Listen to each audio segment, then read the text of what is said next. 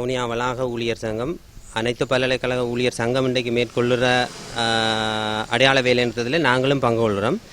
என்ன கோரிக்கை என்று சொன்னால், கடந்த வருடம் நாங்கள் எங்களால் மேற்கொள்ளப்பட்ட வேலைநிறுத்த போராட்டத்தில் தொடர்ந்து அமைச்சர் நமக்கு உறுதியளித்ததன் பிரகாரம் நமது சம்பள அதிகரிப்பு இந்த வருடம் 2017ஆம் ஆண்டு ஜனவரி மாதத்திலிருந்து மேற்கொள்ளப்பட்டிருக்க வேண்டும்.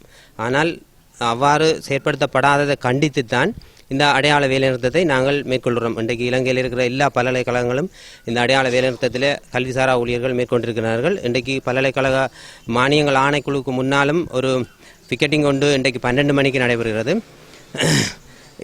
இந்த போராட்டங்கள் வெற்றியளிக்காத பட்சத்தில் தொடர்ந்து 15ஆம் தேதியிலிருந்து தொடர்ச்சியான வேலைநிறுத்தத்தை மேற்கொள்வதாக அனைத்து பல்கலைக்கழக ஊழியர் சங்க சம்மேளனமும் கூட்டுக்குழுவும் முடிவு செய்திருக்கிறார்கள்.